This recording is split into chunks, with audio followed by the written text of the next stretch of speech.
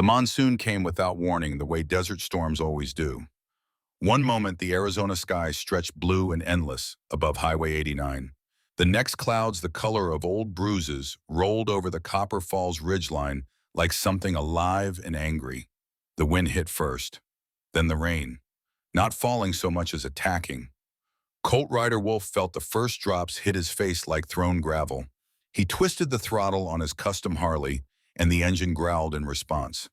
Behind him, two more bikes followed in formation. Jax Thorne rode a '72 Shovelhead that he'd rebuilt 3 times. Dane Bishop piloted a blacked-out Road King with the quiet precision of a man who did everything with quiet precision, the Thunder Valley Motorcycle Club. 3 riders heading home after burying one of their own. The funeral had been in Flagstaff. Tommy Axel Morrison, 63 years old, heart attack in his sleep. The kind of death every biker secretly hoped for because at least it came quick and painless and you didn't see it coming. The service had been good. Full honors, flag draped over the casket because Tommy had served. Brothers from 6 different chapters showed up, said the right words, poured whiskey on the grave, rode out together, but funerals always left something heavy in the chest. Something that sat there like a stone and wouldn't shift no matter how many miles you put between yourself and the cemetery.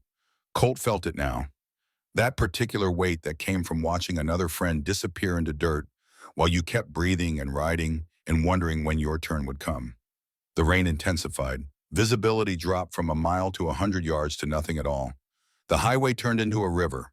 Water sheeted across asphalt in waves that made the bike shimmy beneath him. Colt slowed, 40 miles per hour, 30, 20. Behind him, Jax and Dane matched his pace. No discussion needed. 20 years of riding together created its own language. Then the engine stuttered. Colt felt it before he heard it. A hesitation. A skip in the rhythm that should never skip. The Harley coughed once. Twice. The smooth rumble became a grinding choke. He worked the throttle, but the response came sluggish and wrong. The engine died. Momentum carried him another 50 yards before friction won. The bike rolled to a stop on the shoulder. Jax and Dane pulled up alongside.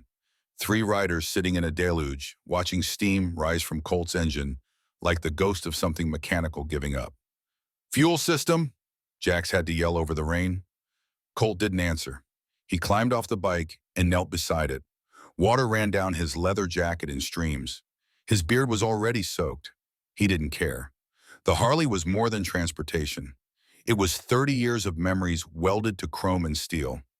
Every mile on this machine meant something. He'd ridden it to his wedding, ridden it away from his divorce, ridden it to his father's funeral and his mother's, and now Tommy's. The bike was witness to everything that mattered and most of what hurt. And now it sat dead on a highway in the middle of nowhere during a storm that showed no signs of stopping. Dane pointed ahead through the rain. A quarter mile up, barely visible through the downpour, stood the skeleton of something that used to be important. The old Copper Falls train depot. Built in 1923 when the copper mines still produced and trains still stopped here. Abandoned for 40 years, just a shell now. Brick walls and a roof that probably leaked. But it was shelter, and shelter beat drowning.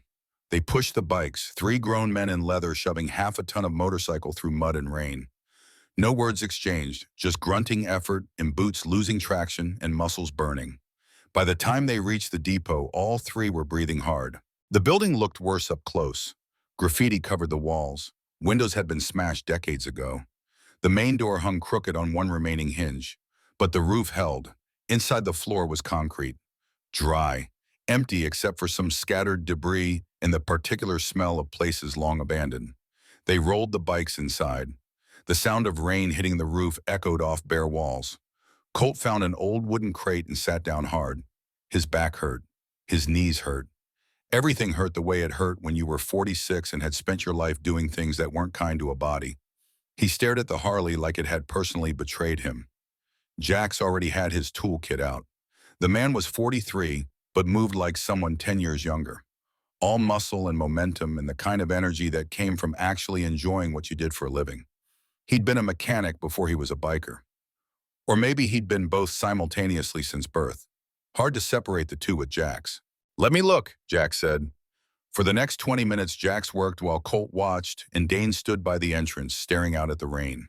Jax checked the fuel lines, checked the pump, checked the injectors, pulled the air filter, tested the spark plugs, ran through every diagnostic a master mechanic runs when a machine refuses to cooperate.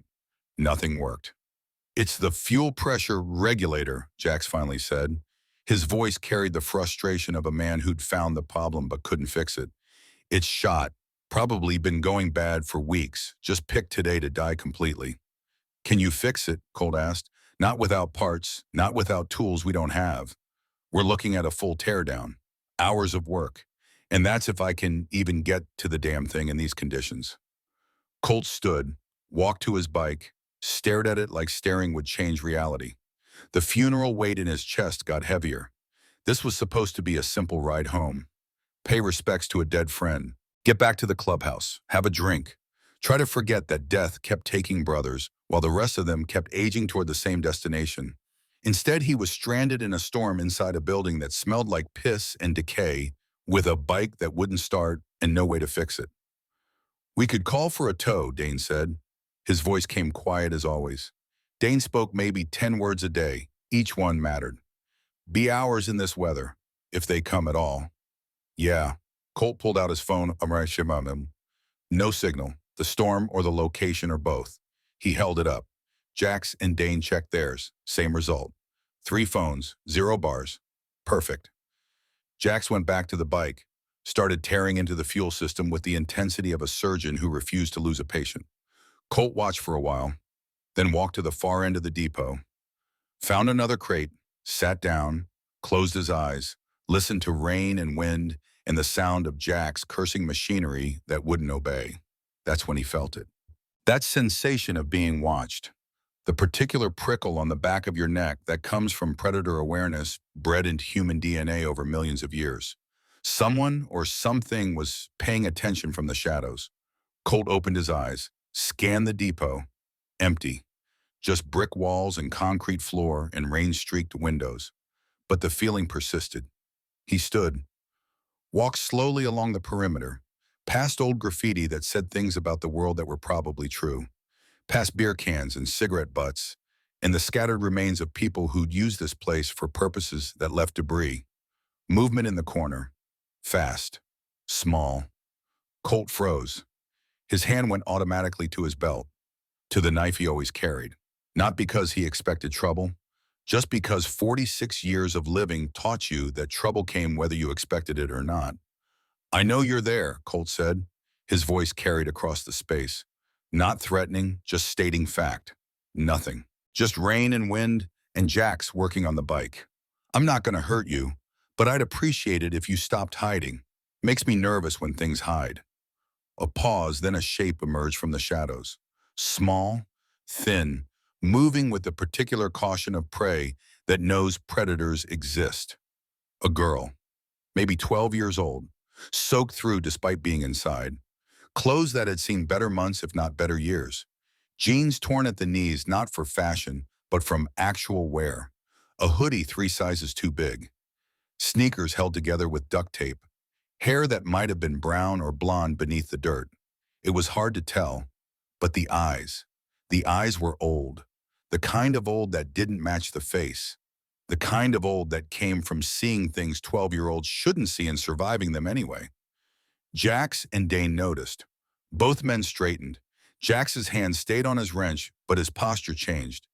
Dane stepped away from the entrance. 3 grown bikers. 1 kid. The math was obvious. They waited to see what she'd do. The girl looked at them, then at the bikes, then back at them. Her hands were shaking. Whether from cold or fear or something else was impossible to tell. She opened her mouth, closed it, tried again. When the words came out, they were barely louder than the rain. "If I fix your bike, will you keep me?" The question hung in the wet air like something with weight. The 3 men stared. The girl stared back, waiting, hoping, braced for rejection because clearly rejection was something she knew well. Colt found his voice first. "What, your bike?" The girl's voice got slightly stronger. "I can fix it. If I do, will you keep me?" Jax laughed. Not mean, just surprised. Kid, we've been working on bikes for 20 years. If we can't fix it, I don't think it's your fuel pressure regulator. The girl took a step forward, still cautious, but commitment replacing some of the fear. You're flooding the cylinders. The regulator's stuck open. You need to close the valve, clean the injectors, and reset the pressure ratio. Takes maybe 15 minutes if you know what you're doing. Silence. Rain hammered the roof. Somewhere a piece of loose metal banged against brick with each gust of wind. The three bikers exchanged looks. Where'd a girl your age learn about fuel pressure regulators? Colt asked. Does it matter? The girl lifted her chin, defiance mixing with desperation. I can fix it or I can't. You want to ride out of here, or you want to sit in this building until the storm ends and a tow truck maybe shows up? Jack stepped forward, looked at the girl closely, looked at the bike, back at the girl. You're serious. I'm serious. And if you fix it, we keep you. That's the deal. That's the deal. Keep you how, Dane's quiet voice cut through. Keep you where, the girl's defiance cracked. Vulnerability showed through like bone through torn skin. Anywhere. Anywhere that's not here, not out there. Somewhere that's somewhere. Colt understood then. This wasn't a kid playing games. This was survival. This was a human being at the absolute end of options asking for the only thing left to ask for. A chance, any chance. Even from three strangers who looked like every warning poster about stranger danger. You live here, Colt asked. In the depot. The girl didn't answer. Didn't need to.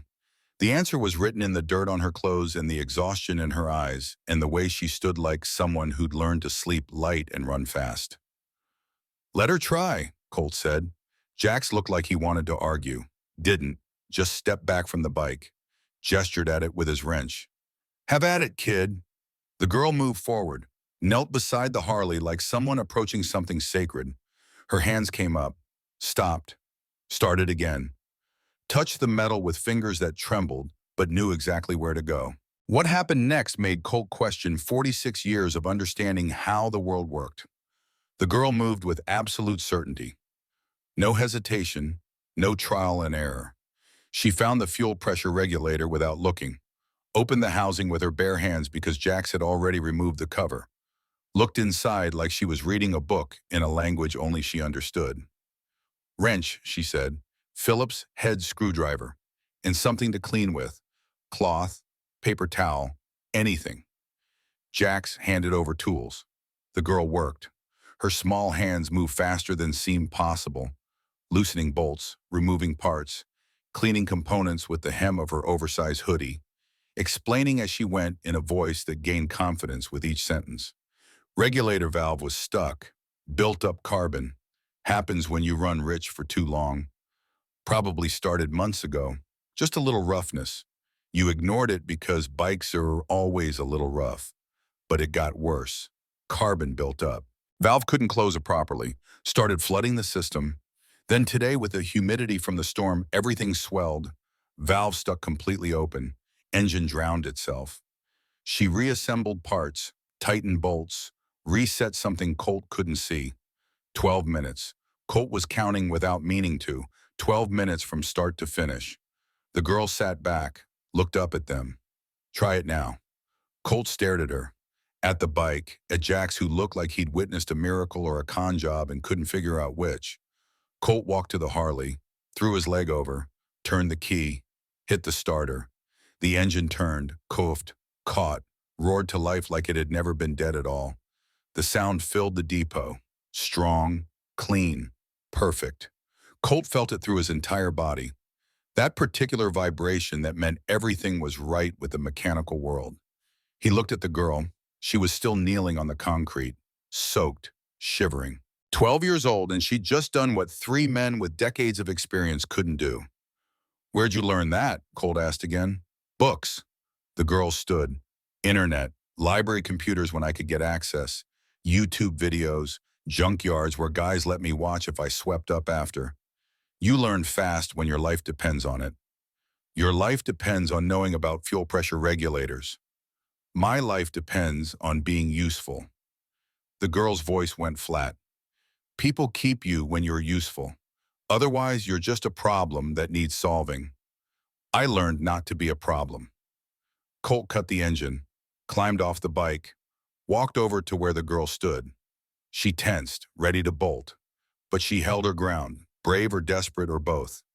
"What's your name?" Colt asked. The girl hesitated, like even giving a name was giving away something precious and dangerous. "Harley." "Harley what?" "Just Harley. Names don't matter unless people use them. Nobody's used mine in a while." "Okay, Harley, I'm Colt. This is Jax, that's Dane. We ride together, Thunder Valley MC. You know what MC means? Motorcycle club." "That's right, we're bikers. Some people think that means we're criminals. Some people think it means we're dangerous. Both are sometimes true and sometimes not. But one thing we always are is loyal. To each other. To people who help us. To people who earn our respect." Harley's eyes narrowed, trying to figure out where this was going.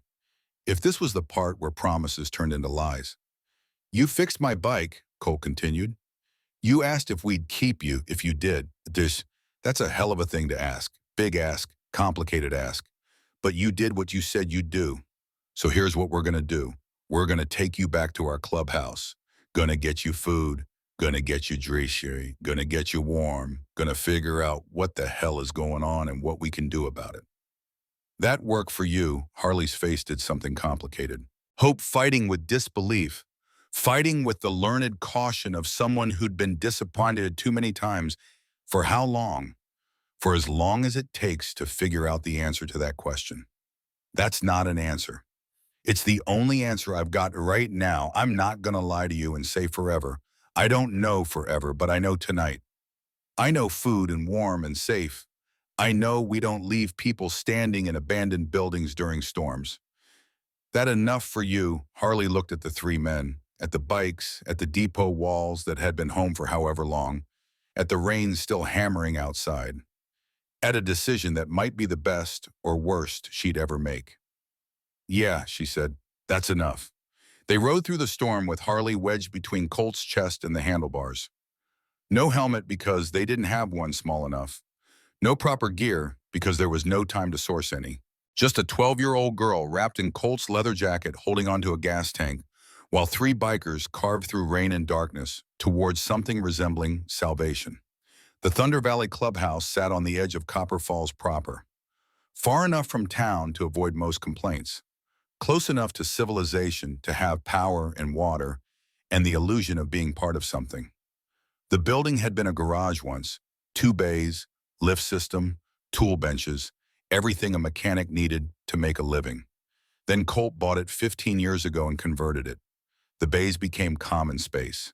The office became storage. The upstairs apartment became his home. They pulled in around 8 p.m.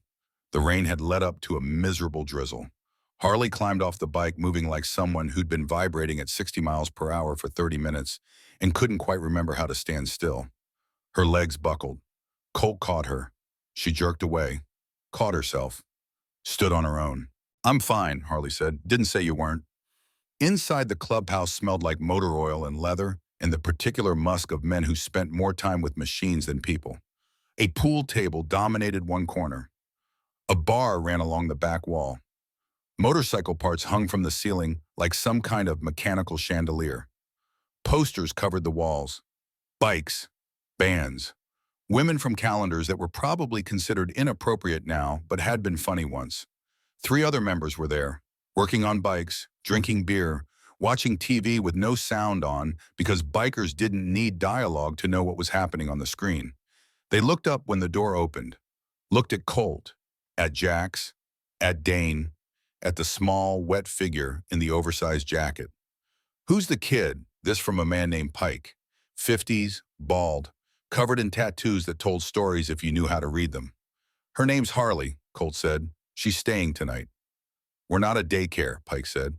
"Didn't say we were. Said she's staying tonight. Anyone got a problem with that can talk to me about it." Pike looked at Harley.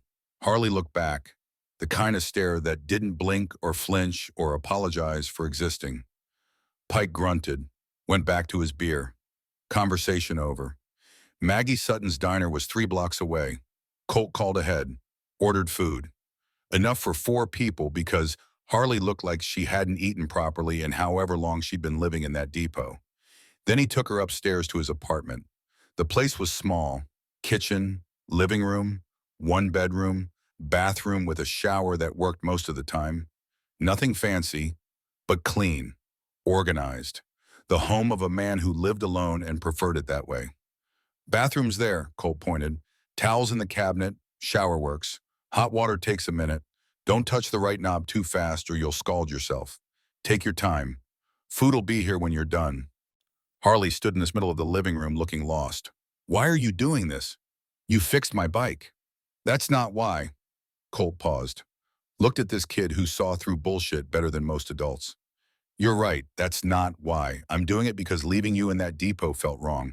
And I'm old enough to know that when something feels wrong, it usually is. So I'm doing the thing that feels less wrong. That good enough? Harley thought about it, nodded, went to the bathroom, the door closed. A minute later, water started running. Colt sat on the couch, rubbed his face with both hands. What the hell was he doing? Bringing a strange kid back to the clubhouse. A girl, 12 years old, living in an abandoned building, clearly running from something. And he'd just inserted himself and his club into whatever situation she was running from. Jax appeared in the doorway. You know this is complicated. Yeah. You know we don't know anything about her. Where she came from, why she's alone, what kind of trouble she's in. Yeah. You know people are going to talk. Single guy, MC president, young girl. None of that looks good. I know. So why? Colt looked at his friend. 20 years of riding together, 20 years of having conversations without needing to finish sentences. Because leaving her there was wrong. And if doing the right thing looks bad, that's on everyone else for assuming the worst. Jax nodded, left, came back with 2 beers, handed one to Colt. They sat in silence drinking while water ran in the bathroom and rain tapped against windows, and somewhere in the distance, thunder rolled like God changing his mind about something. The food arrived before Harley finished showering. Colt set everything on the small kitchen table. Burgers, fries, onion rings, milkshakes. Maggie had thrown in extra of everything because Maggie Sutton had been feeding people in Copper Falls for 40 years and knew when someone needed feeding. Harley emerged from the bathroom looking like a different human being. Clean skin, clean hair that turned out to be dark blonde. Wearing Colt's clothes because her own had been beyond saving. A t-shirt that fell to her knees. Sweatpants rolled up 6 times. She looked impossibly small, impossibly young, impossibly vulnerable. She saw the food, froze. Her eyes went wide. Her throat worked like she was trying to swallow something that wouldn't go down. You gonna stand there, or you gonna eat? Colt asked.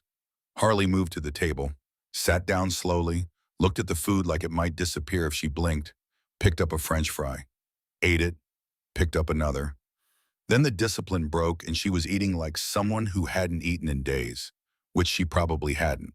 Colt watched, didn't say anything, just let her eat. Just let her take as much as she wanted. When she finally slowed down, when the immediate hunger gave way to the secondary awareness of being full, he spoke. How long were you in the depot? 3 weeks. Where were you before that? Doesn't matter. It might. It doesn't. Colt let it go, changed tactics. How long you been on your own? Harley hesitated. Calculation happening behind her eyes. How much truth to tell? How much to hide? 5 months. You're 12. I'll be 13 in November. That's still 12. Where's your family? Dead. The word came flat. No emotion, just fact. Mom died. Overdose. Dad was never around. No other family. State took me, put me in foster care. Foster care was bad. I left. Been moving since. Bad how? Harley's jaw tightened. The kind of bad that makes depot buildings look good. The kind of bad that leaves marks. The kind of bad that makes you learn to fix things so people keep you around because you're useful instead of easy. The words hit Colt like fists. He'd seen a lot in 46 years, enough to know that kids didn't talk like that unless they'd lived through things that turned childhood into a survival test. You got a name, Colt asked. A last name, something besides just Harley. Brennan, Harley Brennan. Okay, Harley Brennan. Here's the situation. You can't stay here long-term without questions getting asked. But you can stay tonight. Tomorrow we figure out what happens next. We get you sorted, legal if we can, other options if we can't, but for tonight you're safe, you're fed, you're warm. Nobody's going to hurt you here. You believe that? Harley looked at him, really looked, searching for lies, for hidden meanings, for the trap she'd learned to expect. Why should I believe you? Because if I wanted to hurt you, that I wouldn't have fed you first. Because if I wanted something from you, I wouldn't have given you the only bedroom and told you to lock the door. Because everything I've done so far has been the opposite of what someone with bad intentions does. That logic worked for you. Harley processed this, nodded slowly. Where are you going to sleep? Couch is fine. And tomorrow we deal with tomorrow, one thing at a time. For now, eat, sleep, be 12 for a few hours. World will still be complicated when you wake up. Harley finished eating. Colt showed her the bedroom. His bedroom.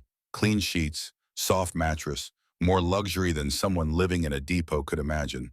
She stood in the doorway looking at the bed like it might be a trick. Lock clicks from the inside, Colt said. You want it locked? Lock it. I won't be offended. Why would you give me your bed?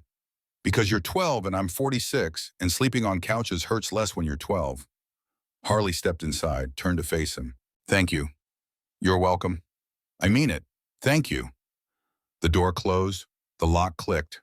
Colt stood there for a moment listening to silence, then went back to the living room, lay on the couch, stared at the ceiling, thought about complicated situations and how they only got more complicated. Thought about a 12-year-old girl who fixed motorcycles and asked strangers to keep her. Thought about what happened next. Sleep came eventually. Restless and filled with dreams of storms and broken bikes and children who asked impossible questions. Morning arrived gray and cold. Colt woke to the sound of someone moving in the kitchen. Sat up fast, reached for the knife that wasn't there because he'd left it on the counter. Realized after a second that the sounds weren't threatening. Just someone being careful not to wake him. Harley stood at the sink washing dishes, wearing the same oversized clothes, hair pulled back with a rubber band she'd found somewhere, moving with the efficiency of someone who'd learned to clean up after herself. You don't need to do that, Colt said. Harley didn't stop. I ate, I slept, I used your shower and your bed and your clothes. Cleaning dishes is the least I can do. You fixed my bike. That was the deal. This is what you do. When people help you, you help back. Colt watched her work, thought about his own daughter, the one who died before she was born, stillborn, 23 years ago, the event that ended his marriage and started his life with the club. He thought about her every day, wondered what she would have looked like at 12, what kind of person she would have been. Probably someone like this, smart, capable, unwilling to be a burden. The thought hurt. Colt pushed it down, focused on the present. We need to talk, Colt said, about what happens next. Harley's hands stilled. You want me to leave? I want to know what you want. I want to stay. But I know that's not how it works. How does it work? Harley dried her hands on a towel, turned to face him. Her expression was older than 12, tired in ways that had nothing to do with lack of sleep. It works like this. You feel bad. You help for a day or two, then reality kicks in. You realize you can't keep a kid, too complicated, too much responsibility. So you call someone, CPS probably. They come, they take me, put me back in the system, back in a foster home. Maybe the same one, maybe different. Either way, it's the same. And eventually I run again, find another depot, another place to hide, until the next storm, the next breakdown, the next stranger who might or might not help. That's a hell of a way to see the world. It's the world I've seen. Colt stood, walked to the kitchen, leaned against the counter. Here's what I know. You're 12, you're smart, you're tougher than you should have to be. You're in trouble. And if I do nothing, you're going to end up dead or worse. So doing nothing isn't an option. What's the other option? I don't know yet, but we're going to figure it out. Together, starting with breakfast. You like eggs? Harley's guard dropped slightly. I like food. Good, because I make decent eggs and terrible everything else. So eggs it is. They ate breakfast in silence. Colt scrambled eggs with cheese, made toast, poured orange juice, Normal domestic things that felt strange because his life wasn't domestic. Hadn't been in 23 years. But here he was, playing house with a kid who wasn't his kid, pretending this could work when he didn't know if it could. The knock came at 10 a.m. Hard. Official. The kind of knock that said authority was on the other side. Colt opened the door. Two people stood there. One was Sheriff Daniels. Good man, fair, knew Colt, knew the club, didn't hassle them as long as they didn't cause problems. The other was a woman Colt didn't know. 50s, severe, wearing clothes that screamed government employee. Morning, Colt, Sheriff Daniels said. He looked uncomfortable. This is Diane Hutchins, CPS supervisor. She needs to talk to you. Diane Hutchins pushed past the sheriff, walked into the clubhouse uninvited, saw Harley sitting at the table. Her eyes went hard. Harley Brennan, Diane said. You're a runaway from state custody. You need to come with me. Harley's face went white. She stood, back toward the bedroom. No, this isn't a discussion. I'm not going back. You don't have a choice. Colt stepped between them. Hold on, everyone calm down. Let's talk about this. Diane looked at him like he was something scraped off a shoe. Mr. Wolf, you're harboring a runaway minor. That's a crime. You need to step aside and let me do my job. My job is making sure this kid is safe. Right now, I'm not convinced going with you accomplishes that. You have no authority here, no legal standing, no right to keep this child. She belongs in state custody. She belongs somewhere safe. Your track record on that isn't great. Diane's face flushed. I don't have to explain the foster care system to you. What I have to do is take this child back where she belongs. If you interfere, I'll have the sheriff arrest you. Is that what you want? Harley bolted, ran for the bedroom, slammed the door. The lock clicked, then silence, then crying, soft at first, then louder, the sound of someone breaking. Colt looked at Diane, at the sheriff, at a situation spiraling beyond his control. Give me 48 hours. Excuse me, 48 hours, I'll get a lawyer. We'll figure out the legal way to do this. But you're not taking her today. Not like this. Not when she's terrified. That's not how this works. Then maybe it should work differently. Sheriff Daniels stepped forward. Diane, give him the 48 hours. I'll vouch for him. He's not a flight risk. The kid's not in danger. Let's do this right instead of fast. Diane looked like she wanted to argue, looked at the locked bedroom door, at the crying coming from behind it, at two men who weren't going to make this easy. 48 hours, Diane said. Then she comes with me, with or without your cooperation. Understand, understood. They left. The door closed. Colt stood there processing what had just happened.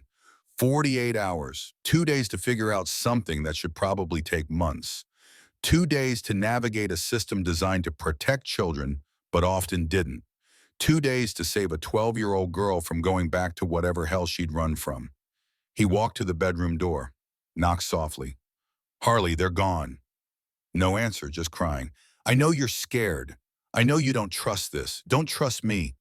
But I meant what I said. We're going to figure this out, together. I just need you to hang on for 48 hours. Can you do that? Silence. Then you're going to call SEEP. I'm going to call a lawyer. Going to try to do this legal. So when you stay, it's permanent. Not temporary. Not running. Actually staying. That worth 48 hours. More silence. The crying stopped. The lock clicked. The door opened a crack. Harley's face appeared. Red eyes. Tear-stained cheeks. 12 years old and carrying weights that would break most adults. Promise? She asked. I promise I'm going to try. That's all I can guarantee, but I'll try until I can't try anymore. That good enough? Harley studied him, looking for lies, for escape clauses, for the moment when promises became broken things. Okay, 48 hours. The door closed again, but didn't lock. Colt pulled out his phone, started making calls, found a lawyer named Bryn Holloway who specialized in family law, explained the situation, set up a meeting for tomorrow, then called Jax, called Dane, called Pike. Told them they had 48 hours to figure out how to keep a 12-year-old girl safe from a system that wanted to put her back in danger. Thunder Valley MC had been together 15 years. They'd done a lot of things, legal things, gray area things, things that were definitely illegal but felt right anyway.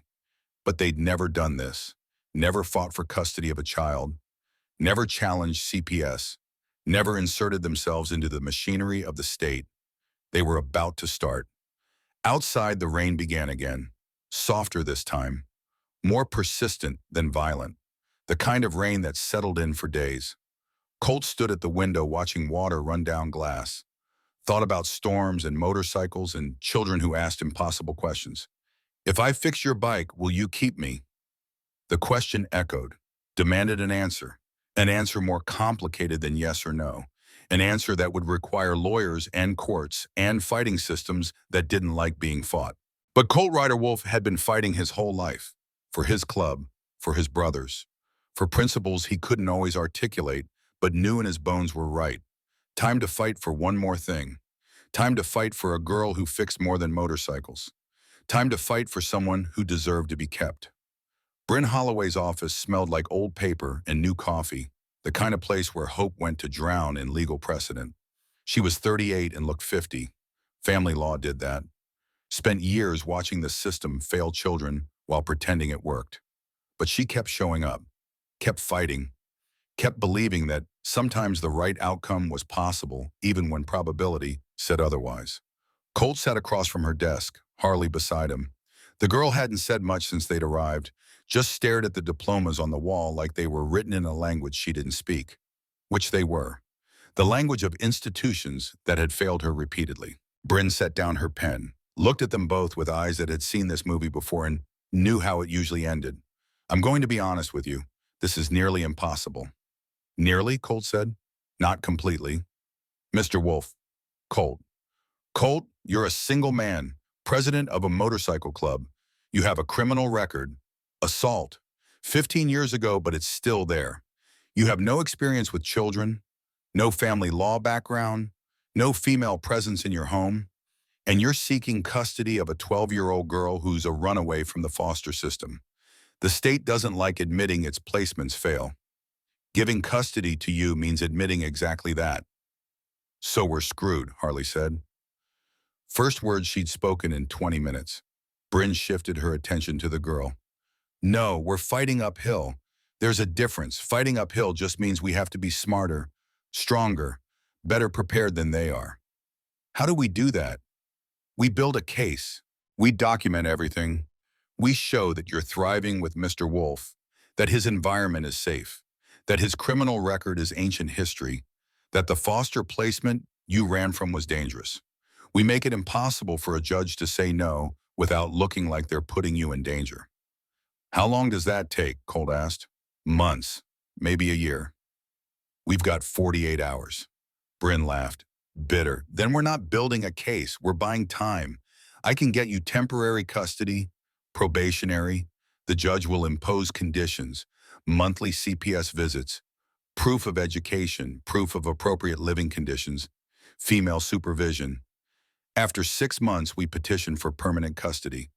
That's the best case scenario. What's the worst case? CPS finds one violation, one incident, one reason to say you're unfit. Harley goes back into the system, possibly to the same foster home she ran from, possibly somewhere worse. Harley's hands clenched in her lap, white knuckles, bones showing through skin. I won't go back to Garrett Sloan's house. I'll run again. I'll disappear. Garrett Sloan, Bryn interrupted, pulled out a notepad, started writing. That's your former foster father? Yes. Tell me about him. What came out of Harley's mouth for the next 15 minutes made Colt want to put his fist through the desk, through the wall, through Garrett Sloan's face. She described systematic abuse, verbal, physical, psychological, a man who took in foster kids for the welfare checks and treated them like unwanted furniture, who punished questions, who locked children in closets, who left marks that healed before social workers made their monthly visits. Bryn wrote it all down. Her face stayed neutral, professional, but her pen pressed hard enough to tear paper. Did you ever report this? To who CPS placed me there? They came every month. Everything looked fine. Garrett knew how to play the game, how to smile, how to say the right things. And I learned real fast that telling the truth made things worse after they left. What about school teachers, counselors? I missed a lot of school. Garrett said I was sick, homeschooled. Nobody checked. Bryn set down her pen. Okay, this helps. This gives us ammunition. We're going to document everything, medical exam, photographs of any remaining marks, testimony about what happened. We build a case that going back would be genuinely dangerous. And if the judge doesn't believe me, Harley asked, adults never believe kids. Some do. We find the right judge. We present the right evidence. We make it impossible not to believe. They left the office with a plan, thin, fragile, built on maybes and hopefullys, and the assumption that the system might work if pushed hard enough. Colt didn't believe it, but he didn't say that. Just got on his bike and rode back to the clubhouse with Harley pressed against his back, holding on like she'd held on through the storm. The court hearing happened 3 days later, not 48 hours, 72. Bryn bought the extra time by filing motions and making phone calls and doing whatever lawyers do when they need the universe to slow down. Judge Helen Carter presided, 64 years old, fair but stern, the kind of judge who didn't suffer nonsense but sometimes bent rules when rules needed bending. The courtroom was small, wood paneling, fluorescent lights, uncomfortable chairs. Colt sat at the defendant's table feeling like he was on trial even though technically he wasn't. Harley sat beside him wearing clothes Maggie Sutton had bought her. Real clothes, that fit. That made her look less like a runaway and more like a kid who might have a chance. Diane Hutchins sat with the state's attorney. Barbara Reed sat in the gallery. Councilwoman, moral crusader, the kind of person who saw the world in black and white, and motorcycles were definitely black. She'd made some calls, generated some noise. This wasn't just a custody hearing anymore. This was a referendum on whether bikers could raise children. Judge Carter read through the preliminary filings, looked up at both sides. This is unusual. The state is seeking to return a minor to foster care. Mr. Wolf is seeking temporary custody despite having no legal relationship to the child.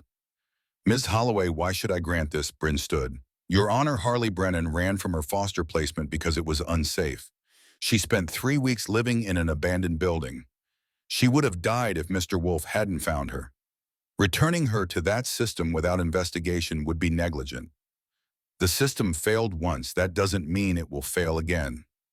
It failed repeatedly, Your Honor. We have documentation, medical evidence, testimony. Harley suffered systematic abuse in her previous placement. Sending her back without addressing that is sending her back to danger. The state's attorney stood. Middle-aged man with thinning hair and too much confidence. Your Honor, Mr. Wolf is a member of a motorcycle club. He has a criminal record. He has no experience caring for children, particularly female children. This is not an appropriate environment for a 12-year-old girl, regardless of what happened in her previous placement. What was the criminal record? Judge Carter asked. Assault. 15 years ago, bar fight. Mr. Wolf spent 90 days in county jail. 15 years is a long time, anything since... No, Your Honor, but the motorcycle club environment is legal. Unless you have evidence of criminal activity within Thunder Valley MC, I'm not interested in stereotypes. What else? The state's attorney looked frustrated, shuffled papers. Mr. Wolf is unmarried, lives alone, has no female family members involved. A 12-year-old girl needs female guidance, female role models. This placement fails that basic requirement. I saw Holloway. Judge Carter looked at Bryn. We've arranged for female mentorship. Magnolia Sutton, owner of Sutton's Diner in Copper Falls, has agreed to serve as godmother figure. She'll be involved daily, providing guidance, supervision, everything the court requires. Is Ms. Sutton here?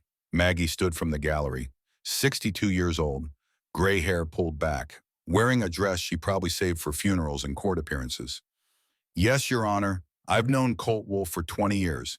He's a good man, and that girl needs someone who sees her for what she is, not what the system says she should be. Judge Carter nodded, looked at Harley. Miss Brennan, do you want to stay with Mr. Wolf? Harley stood, small, uncertain, but her voice came steady. Yes, ma'am. Why? Because he's the first parent who didn't make me feel like a problem. He treats me like I matter, like what I can do is more important than what I cost. I know I'm complicated. I know this is hard, but I'd rather be complicated with him than easy somewhere else. The courtroom went quiet. Even the state's attorney looked uncomfortable. Judge Carter wrote something, set down her pen. Here's my ruling. Temporary custody to Mr. Wolf, 6-month probationary period. Conditions as follows. Monthly CPS visits, proof of educational enrollment, continued involvement of Miss Sutton as female guardian, medical and psychological evaluations. No violations, no incidents. Nothing that gives this court reason to question the placement. At the end of 6 months, we reconvene for permanent custody hearing. Understood. Yes, Your Honor, Bryn said. Mr. Wolf. Colt stood. Understood. Miss Brennan, this is your life we're deciding. If at any point you feel unsafe, you tell someone. Judge, lawyer, teacher, anyone.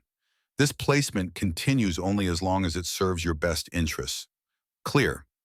Clear, Harley said. The gavel came down. Temporary custody granted. Not a victory. Just a delay of defeat.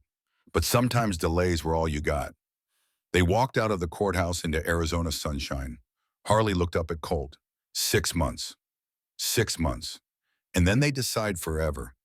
Then we make sure the 6 months are so good they can't say no. A reporter waited on the steps. Local news, young woman with a camera crew, and questions she thought were important. Mr. Wolf, is it true Thunder Valley MC is now taking care of children? What message does that send to the community? Colt kept walking. No comment. There are concerns about a motorcycle club raising a young girl. How do you respond to parents who worry about, I respond by taking care of her better than the system did. That answer your question. They climbed on the bike, rode away from cameras and questions in the beginning of something that would get worse before it got better. The first CPS visit came a week later. Diane Hutchins arrived with a clipboard and a checklist in the particular demeanor of someone looking for reasons to say no.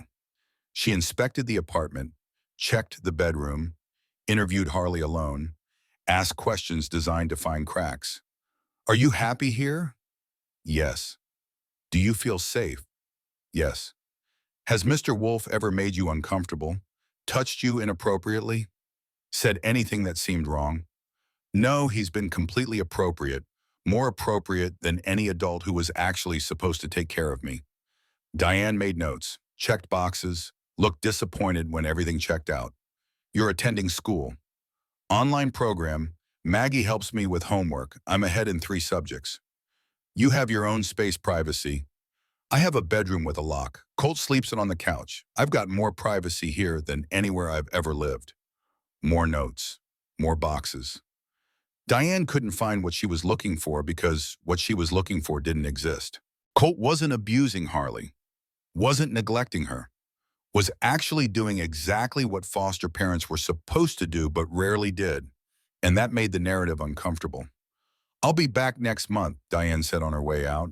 Same drill. I find anything questionable, this placement ends immediately. Looking forward to it, Colt said. The door closed. Harley let out breath she'd been holding. She hates us. She hates that we're proving her wrong. Different thing. Feels the same.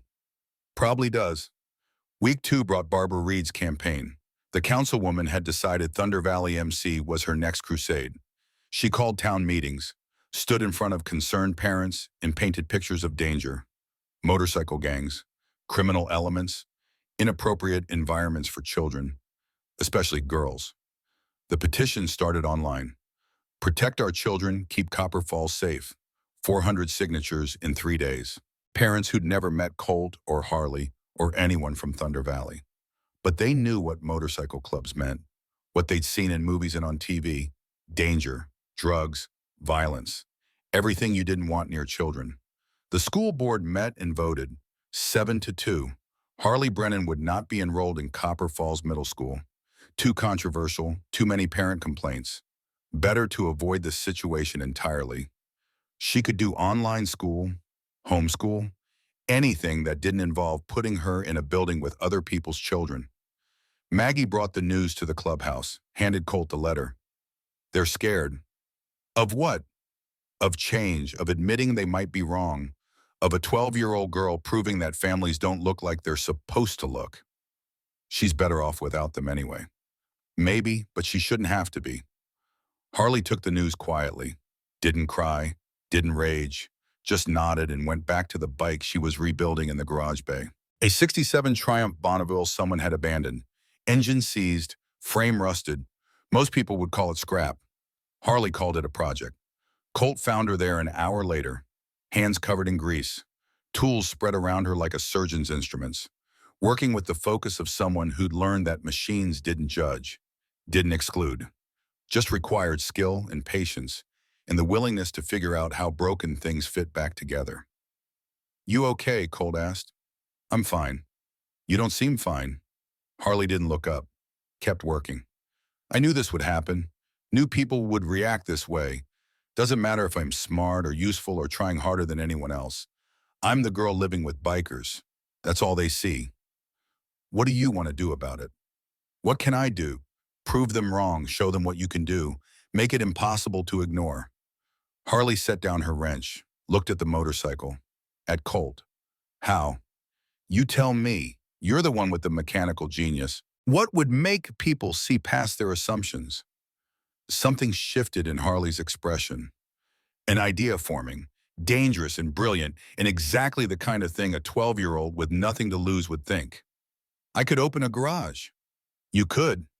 Here at the clubhouse, fix bikes, fix cars, fix anything people bring. Show them I'm not some victim who needs saving. Show them I can do things they can't do." That would definitely get attention. "Would you let me?" Colt thought about it, about liability and risk and all the ways this could go wrong. About a 12-year-old girl who'd already survived worse than most adults would endure. About proving points and changing minds and the particular stubbornness required to fight systems designed to stay unchanged. "Yeah," Colt said, "I'd let you." Harley's garage opened the next week. Not officially, no business license, no permits, just a sign Jack's made from scrap metal and Harley's name welded in steel. They set up in the second bay, organized tools, cleaned the workspace until it looked professional, spread the word through the informal networks that existed in small towns. Bike broken car making noise. Bring it to the clubhouse. The kid'll look at it. The first customer was Pike. Brought his truck, engine knocking, said it was a test, but everyone knew better. Pike wanted to see if the girl could actually do what people claimed. Harley listened to the engine. 15 seconds. Pop the hood. 5 minutes of inspection. Valve lifter, number 4 cylinder. Probably been ticking for weeks. You ignored it. Now it's knocking. Keep ignoring it and you'll need a whole new engine. Can you fix it? Can you pay? Pike smiled. First time Colt had seen the man smile in months. "Yeah, kid, I can pay." Harley fixed it in an hour. Pike paid, told 3 people. Those 3 told 5 more. Within a week, Harley's garage had a backlog. Simple stuff mostly. Oil changes, brake jobs, diagnostic work. But each repair was done right, fast, cheaper than the only other mechanic in town. And people started talking. Not all the talk was positive. Reed's campaign intensified. Photos appeared online. Harley using power tools, working under vehicles, covered in grease. The captions screamed concern. Child labor, exploitation, dangerous conditions. A 12-year-old girl forced to work to earn her keep. The truth was more complicated. Harley worked because she wanted to, because fixing things gave her purpose, because earning money meant contributing, meant not being a burden, meant proving she was worth keeping. But truth didn't matter when people had already decided what they believed. The mothers started coming in week 3, not for repairs, just to watch, to bring their daughters, to see this girl who did things girls supposedly couldn't do. Harley worked while they watched, answered questions when asked, explained what she was doing and why. Showed young girls that tools didn't care about gender, that intelligence and skill mattered more than assumptions. A woman named Patricia brought her daughter Emma. 13, shy, interested in engineering but told by her father that wasn't for girls. Patricia watched Harley rebuild a carburetor, watched her daughter's face light up with recognition, with possibility. "Could Emma learn?" Patricia asked. "Can she follow instructions?" Yes. Then she can learn. Emiya came back the next day and the day after, started helping, started understanding, started believing that maybe her father was wrong about what girls could do. 3 other girls joined, then 5, then 8. Harley's garage became something unexpected, a place where assumptions went to die. The money accumulated. Harley kept meticulous records. Every job, every payment, every expense. At the end of 2 weeks, she'd earned $3,000. Handed it to Colt in an envelope. For the lawyer, Harley said. For Bryn, for whatever we need for the custody case. Colt stared at the cash. At this 12-year-old girl who'd earned more in 2 weeks than some adults earned in a month, who was paying for her own chance at permanence. You don't have to do this. Yes, I do. I'm not a charity case. I'm not someone you save. I'm someone you invest in. And investments pay back. You're 12. I'm 12 and useful. That's the only thing that's ever kept me alive. The words hurt. Colt took the money because refusing it would hurt worse. Thank you. You're welcome. Week 4 brought the crisis. Reed manufactured it with the efficiency of someone who'd spent years destroying things in the name of protecting them. Photos of Harley working late at night, of her under vehicles with Colt and Jax nearby. Innocent photos, professional photos. Photos that showed exactly what was happening, which was mechanical work and nothing else. But captions changed context. Young girl alone with adult men after dark. Child forced to work in dangerous conditions. When does help become exploitation? The story went local, then regional, then picked up by one of those outraged merchants who made money turning complicated situations into simple narratives. Biker gang exploits foster child became a headline. Reed gave interviews, expressed concern, questioned whether Colt's temporary custody should continue. Judge Carter called an emergency hearing. Colt sat in the same courtroom facing the same judge. But the atmosphere had changed. Pressure from outside, from media, from people who decided this story needed to end a certain way. Mr. Wolf, Judge Carter said, I'm concerned. These allegations are bullshit, Colt interrupted. Pardon my language, Your Honor, but that's what they are. Harley works because she wants to, because it gives her purpose, because she's good at it. Nobody forces her. Nobody exploits her. She's earning money, learning skills, building something. That's what good guardianship looks like. A 12-year-old shouldn't have to earn money. A 12-year-old shouldn't have to survive 3 weeks in an abandoned building. But she did, because the system failed her. Now she's thriving and suddenly that's a problem. Judge Carter's expression hardened. Mr. Wolf, I gave you 6 months. We're only 1 month in. I'm seeing concerning patterns. Late nights, adult men, work that may not be appropriate. One more incident, one more complaint, one more reason for this court to question the placement and temporary custody ends immediately. Are we clear? Clear. Miss Brennan, is anyone forcing you to work? Harley stood. No, Your Honor. I work because I want to, because I'm good at it, because for the first time in my life, people respect what I can do instead of pitying what happened to me. You're 12. You should be in school, playing, being a child. I tried being a child. The system put me with a man who beat me. I ran. I survived. I found people who treat me like a person. Now everyone's mad because I'm not being a child the right way. Maybe the problem isn't how I'm living. Maybe it's how everyone expects me to live. The courtroom went silent. Judge Carter wrote something. The temporary custody continues, but, Mr. Wolf, you're on notice. This community is watching. I'm watching. No more late nights. No more situations that can be misinterpreted. If you want permanent custody, you need to be beyond reproach. Understood? Understood. They left, got back on the bike, rode in silence. The weight was heavier now, the margin for error smaller. 6 months had become 5. 5 months to be perfect, to never slip, to navigate a system designed to find fault. That night, Colt found the MC members in the clubhouse, drinking, arguing, voices raised in frustration. He walked in as Pike was mid-sentence. Can't keep doing this. Every day it's something new. More attention, more problems. We're going to lose everything because of her. Because of her or because people are assholes, Jax countered. Does it matter? End result's the same.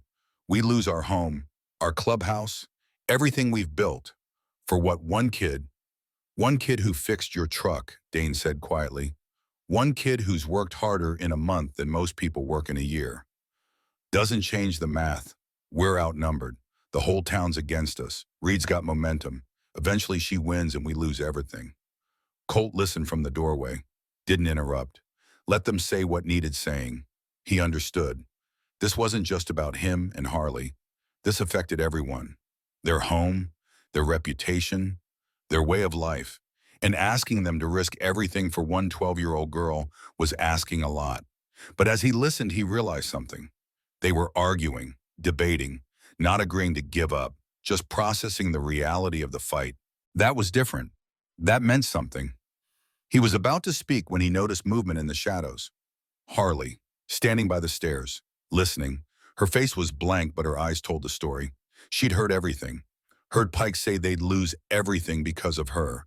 Heard the math that said she was too expensive to keep. Their eyes met, hers filled with something that looked like resignation. Like she'd known this was coming and had been waiting for it. She turned, walked upstairs, closed the door to the bedroom with a quiet click that sounded final. Colt addressed the room. I know this is hard. I know it affects all of you. But that girl up there survived things that would break most adults. She's not a burden. She's not a problem. She's family. And we don't give up on family because it gets complicated. Easy for you to say, Pike shot back. She's not living in your emotional reality. She's living in practical reality. And practically, this doesn't end well. Maybe not, but I'd rather fight and lose than quit because it's easier. Noble, doesn't change reality. No, but reality changes based on what we do about it. We quit now, Reed wins. The system wins. And Harley goes back to hell. We keep fighting, at least she has a chance. The room went quiet, men thinking, calculating, weighing costs against principles. It wasn't unanimous, but it was enough to keep going, enough to keep fighting. Colt went upstairs, knocked on the bedroom door. No answer. He knocked again. Harley, I'm fine. No, you're not. I said I'm fine. And I'm saying I know you're not. Can I come in? Silence, then the lock clicked. The door opened. Harley stood there in oversized clothes, looking small and tired and 12. I heard them. I heard what Pike said, that you're going to lose everything because of me. Pike's scared. People say things when they're scared. That doesn't make it wrong. You are going to lose things because of me. Your peace, your reputation, maybe your home, all because you decided to keep astray. You're not astray. Then what am I? Colt sat on the edge of the bed. Harley stayed standing, defensive posture, ready to run. You're someone who deserves better than what she got. You're someone fighting like hell to prove she's worth keeping. You're someone who's teaching this whole town lessons they don't want to learn. That's what you are. That's not an answer. Then here's the answer. Your family. You asked if we'd keep you. I said yes. That doesn't change because it gets hard. Doesn't change because people complain. Doesn't change because Reed makes noise. Your family, that's permanent unless you decide it's not. Harley's eyes filled. She blinked hard, refused to let tears fall. What if I decide I'm too much trouble? What if I leave so you don't lose everything? Then I come find you and bring you back. Even if I don't want to come back. Especially then. Because family doesn't quit on each other. That's what makes it family instead of convenience. The tears came. Harley tried to stop them. Couldn't. Colt stood, pulled her into a hug. She resisted, then collapsed. 12 years of survival giving way to 12 seconds of being held, of being told she mattered more than cost, that she was worth the fight. I don't want you to lose everything, Harley said into his shoulder. Then help me prove Reed wrong. Help me show this town what family actually looks like. Help me win. How? By being exactly who you are, by not running, by staying and fighting and refusing to apologize for being brilliant and useful and too damn competent for people to ignore. Harley pulled back, wiped her eyes with her sleeve. Okay, okay. But if it gets too bad, if you really are going to lose everything, promise you will tell me. Promise you won't sacrifice everything for me. Can't promise that. Already decided you're worth it. That's not fair. Life's not fair. You taught me that. Harley almost smiled. Almost. I'm going to go back to work tomorrow, finish the triumph, maybe take on some more jobs. Show them I'm serious. Good, I'll be there watching, making sure everyone knows exactly how serious you are. She went to bed eventually. Colt went back downstairs, found the clubhouse empty except for Dane. The quiet man sat at the bar nursing a beer. Didn't speak, just waited. She okay? Dane asked. No, but she will be. Pike's an ass. Pike's scared. There's a difference. Still an ass. Colt sat down. Dane poured him a drink. They sat in comfortable silence. 20 years of friendship meant they didn't need words to communicate. They just needed presence, solidarity. The understanding that some fights were worth having even when winning looked impossible. What's the plan? Dane eventually asked. Keep going, keep fighting. Make it impossible for them to say no. And if they say no anyway, then we figure out what comes after no. The next morning, Harley didn't come down for breakfast. Colt waited, gave her space, gave her time. By noon, he was worried. Knocked on the door. No answer. Opened it. The room was empty. Bed made. Window open. A note on the pillow, written in careful handwriting that tried not to shake. I heard what Pike said. He's right. You're going to lose everything because of me. Everyone loses when they keep me.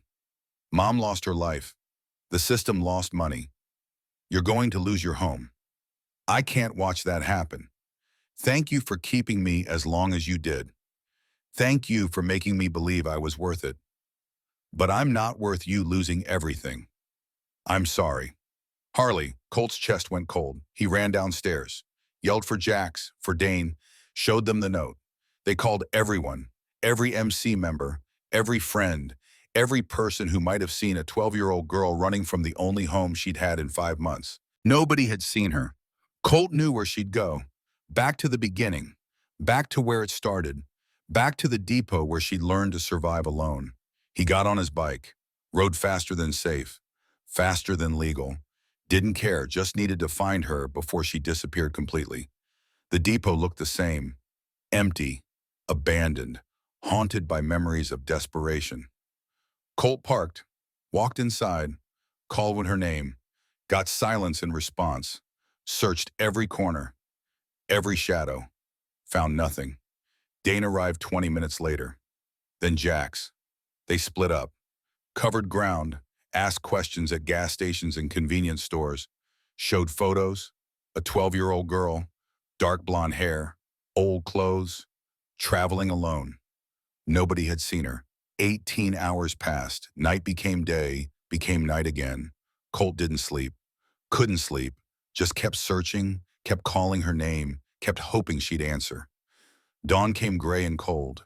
Colt sat on his bike outside the depot, exhausted, scared, wondering if he'd failed her, if she was gone for good, if this was how the story ended. Dane's truck pulled up, slow, careful. Dane got out, opened the passenger door. Harley climbed out, filthy, exhausted, alive. Colt was off his bike before he knew he'd moved. Walked toward her, stopped. Didn't trust himself to touch her because if he did, he might not let go. Where were you, Dambayam? Walking, just walking. For 18 hours. I was trying to get far enough away that I wouldn't change my mind. Did you, change my mind? Get far enough.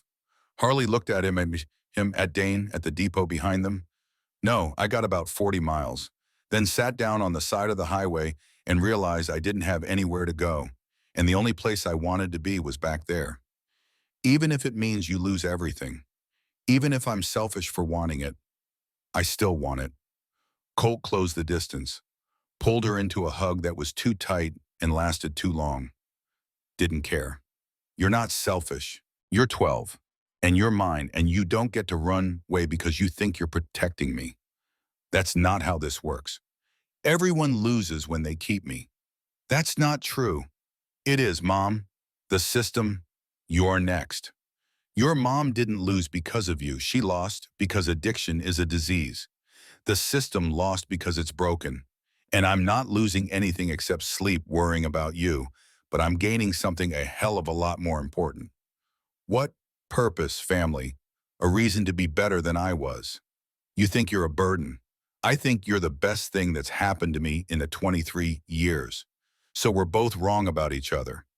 Difference is, I get to be wrong longer because I'm not letting you go. Harley broke. Full sobs. The kind that come from releasing pressure that's been building for years.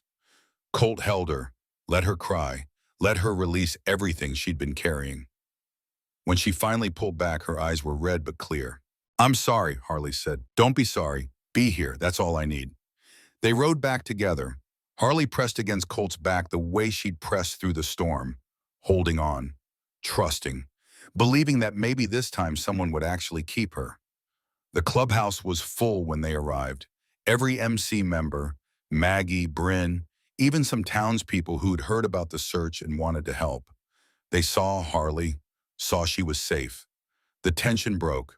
Pike walked over, looked at the girl, at Colt. I'm an ass. Yeah, Colt agreed.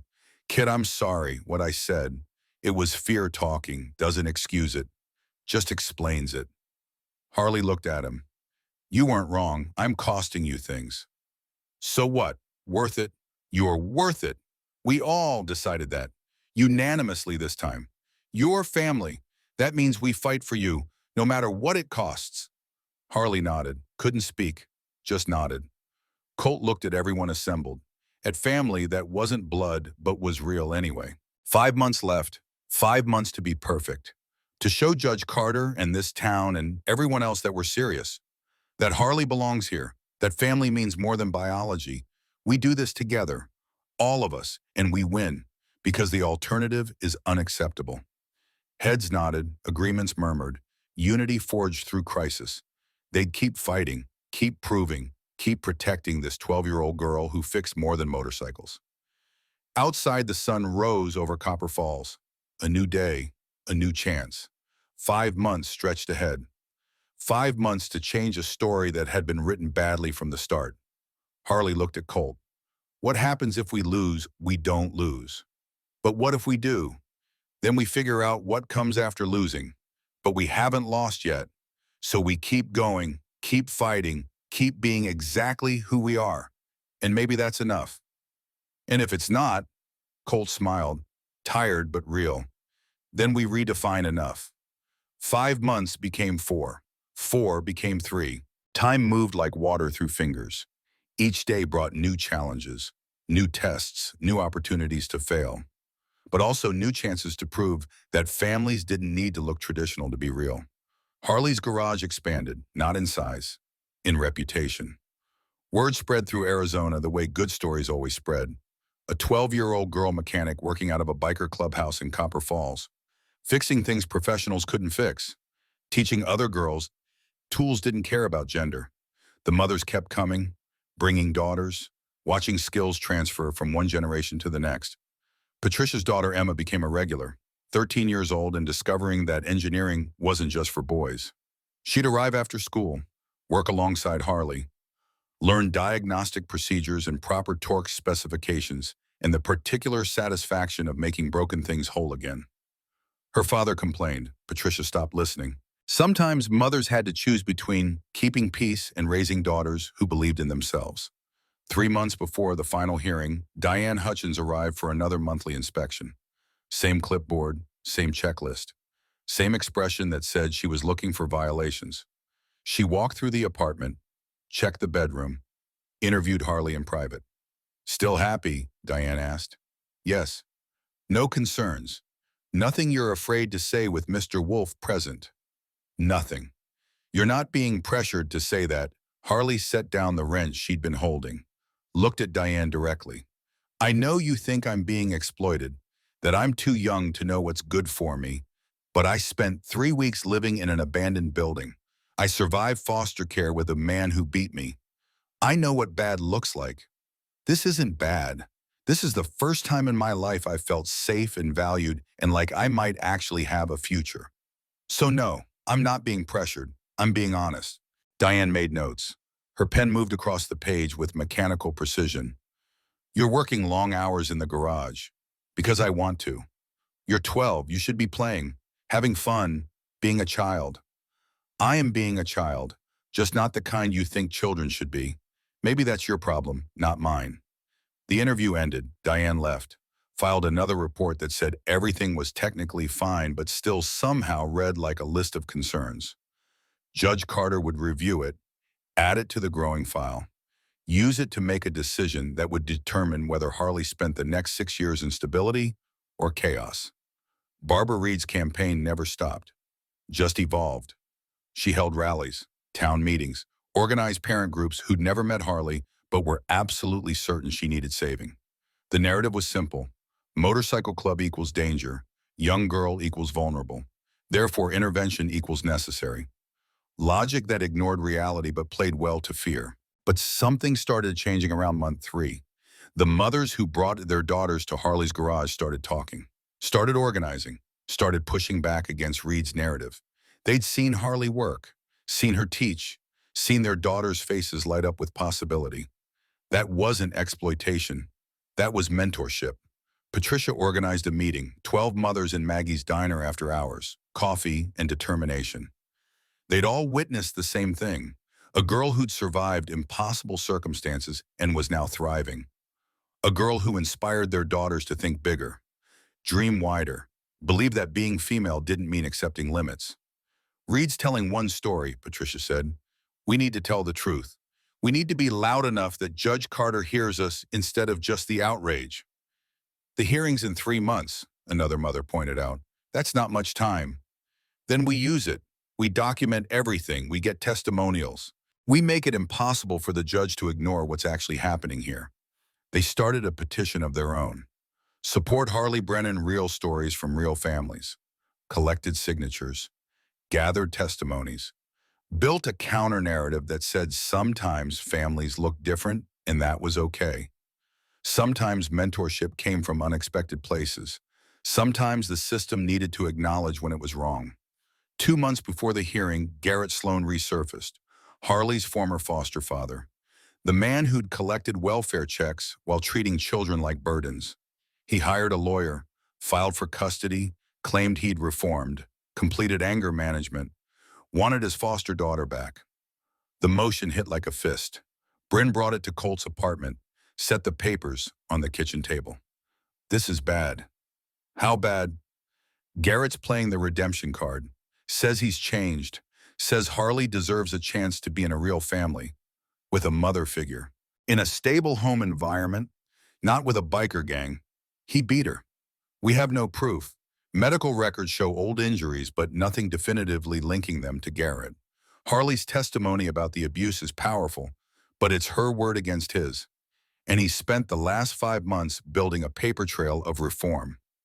Harley sat at the table listening, face blank, but her hands shook, small tremors she couldn't control. He doesn't want me, he wants the money. We know that, Bryn said. The judge needs to know that. But Garrett's lawyer will argue that his motivations don't matter if the outcome is better for you. Going back to him isn't better.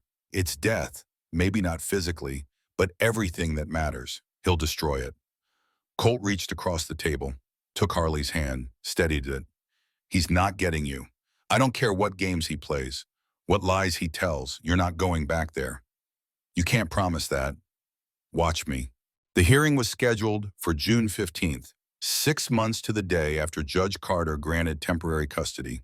The courtroom would be packed, media present, community watching. Everything would be decided in a few hours. 6 months of work, 6 months of proving, 6 months of building a family that didn't match the template but worked anyway. All of it coming down to whether 12 people in a room believed that different could be good enough. 1 month before the hearing, Harley turned 13. Maggie organized a party at the diner. Nothing fancy, just cake and presents and people who become family.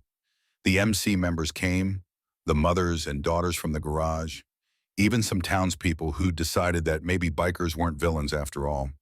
Patricia brought Emma, who brought a gift wrapped in newspaper comics. Harley opened it, found a set of precision tools, professional grade, expensive, the kind mechanics collected over careers.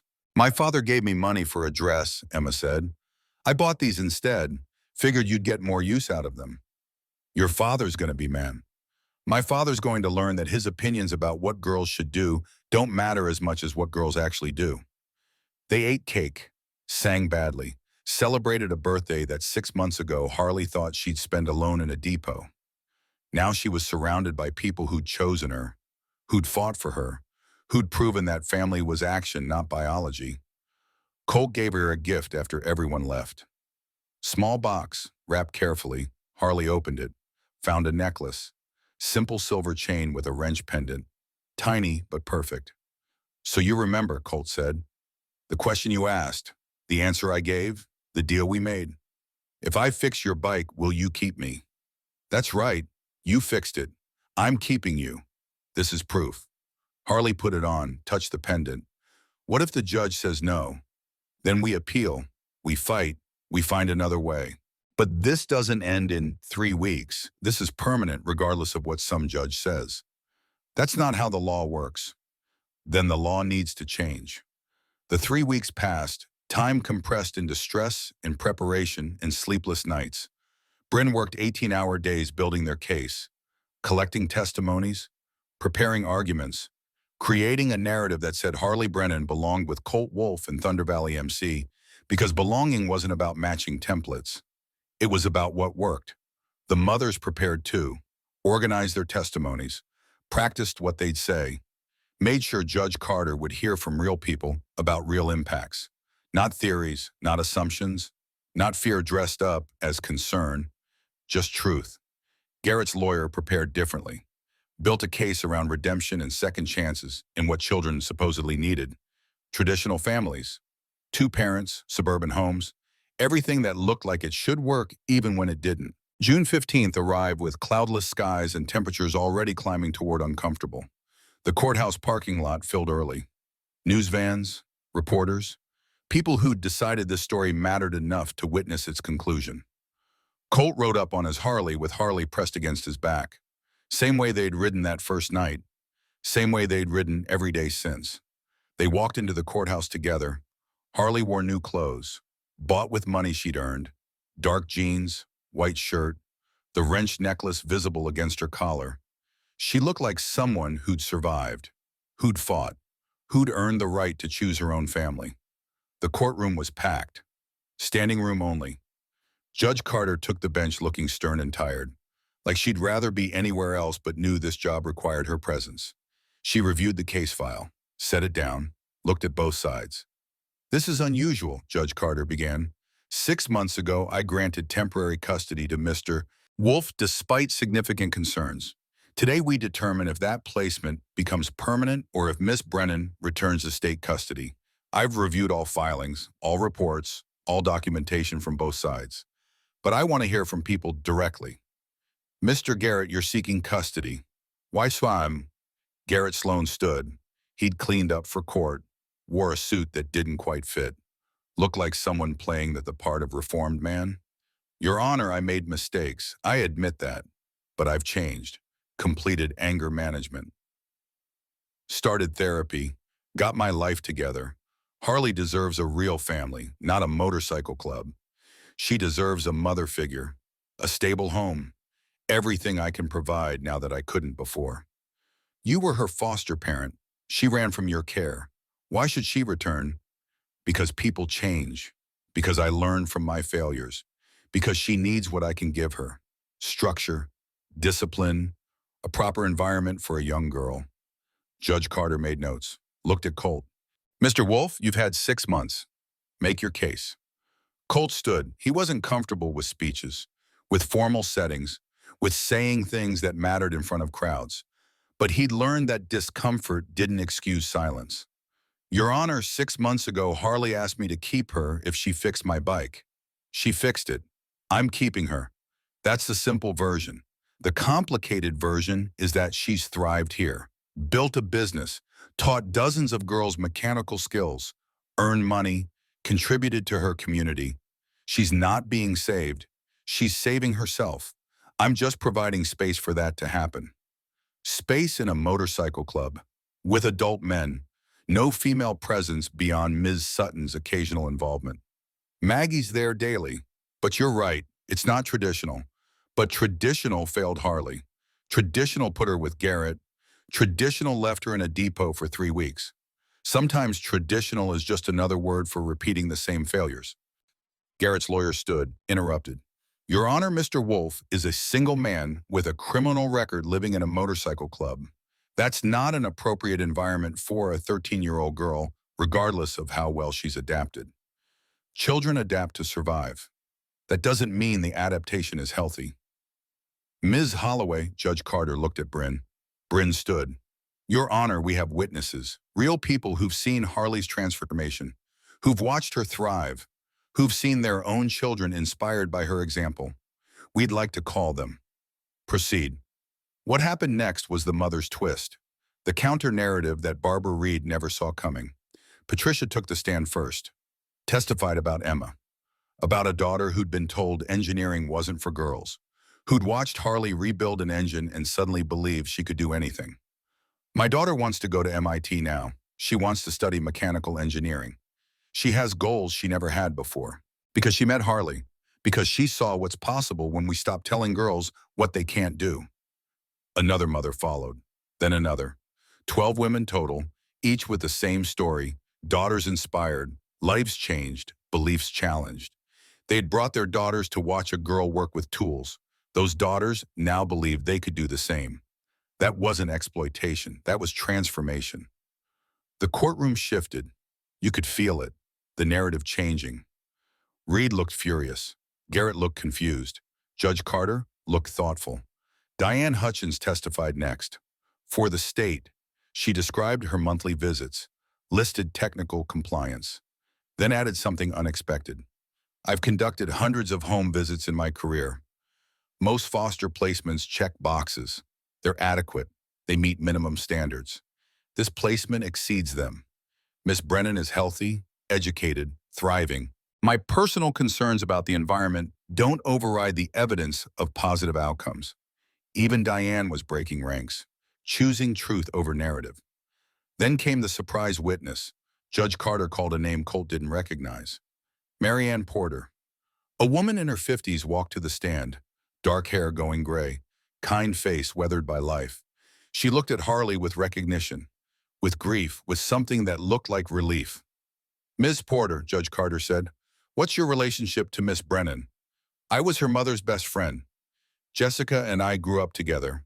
I watched Harley being born, tried to help when Jessica's addiction got bad, tried to convince her to get treatment, failed.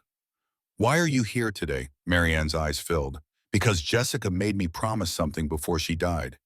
She knew she was losing the battle with drugs, knew Harley would end up in the system, made me swear that if I ever got the chance, I'd make sure Harley ended up somewhere safe, somewhere that saw her for who she was, not what she'd survived. And you believe Mr. Wolf's home is that place? I know it is. I've been watching, quietly, from a distance. Saw Harley at the depot. Saw her get picked up by bikers and thought, that's it, she's gone. Then I saw her open a garage, saw her teach girls, saw her smile for the first time since her mother died. Jessica would want her daughter with people who see her strength, who respect her intelligence, who let her be more than a victim. That's what Mr. Wolf has given her. The testimony hit like thunder. Colt watched Harley's face, saw recognition, saw the memory of her mother's friend, saw emotions too complicated to name. Thank you, Ms. Porter, Judge Carter said. Then she looked at Harley. Miss Brennan, you're 13 now, old enough to have an opinion. Where do you want to be? This was it. Twist 7. Harley's voice, her agency, her choice. Harley stood, walked to the witness stand, sat down, looked at the judge with eyes that had seen too much but refused to look away. Your Honor, I know what people think. They see a biker club and assume danger. They see me working in a garage and assume exploitation. They see something that doesn't match their idea of family and assume it's wrong. Is it wrong, y'all? No, ma'am, it is different. But different now isn't wrong. Colt didn't save me. He gave me space to save myself. He gave me tools and trust and the belief that I could be more than my circumstances. That's what good parents do. They don't rescue, they empower. You're 13, you're working, earning money, taking on adult responsibilities. Yes, ma'am, because I'm capable of it, because it gives me purpose, because being useful means being valued. I learned that surviving. I don't want to stop being useful just because it makes people uncomfortable. What about school friends, normal teenage experiences? I'm doing online school. I have friends, girls who come to the garage. I'm teaching them what I know. That feels more normal than sitting in a classroom where everyone would stare at the girl who lived with bikers. I'm having teenage experiences, just not the ones you expect. Judge Carter leaned forward. If I send you back to state custody, what happens? I run, I disappear, I survive on my own until I'm 18, and the system can't touch me anymore. Because going back means accepting that different equals wrong, that families have to look a certain way, that I have to be a victim someone saves instead of a person who's already saving herself. And if I grant permanent custody to Mr. Wolf, then I keep building, keep teaching, keep proving that families are made by choice and commitment, not biology and paperwork. I get to have a future instead of just survival. The courtroom was silent. You could hear breathing, heartbeats, the particular tension that comes before decisions that change lives. Judge Carter wrote something, set down her pen. I'm going to take a recess, 30 minutes, then I'll deliver my ruling. Everyone stood, filed out. Colt and Harley sat on a bench in the hallway. Neither spoke, just sat together processing 6 months compressed into 3 hours of testimony. Maggie appeared with coffee. You both did good. We don't know that yet, Colt said. I know, I've been watching that judge's face. She's not buying Garrett's act, and she's not blind to what's actually happening here. Hope you're right. I'm always right. Ask anyone. The 30 minutes stretched like hours. Then the bailiff called them back. Everyone filed in. Judge Carter took the bench, shuffled papers, made them wait, made the tension build until it felt like the room might explode. I've made my decision, Judge Carter said. This case challenged my assumptions, forced me to examine what family means, what's best for a child, whether the system serves children or just serves itself. She looked at Garrett. Mr. Sloan, I don't believe you've changed. I believe you've learned to perform change for an audience.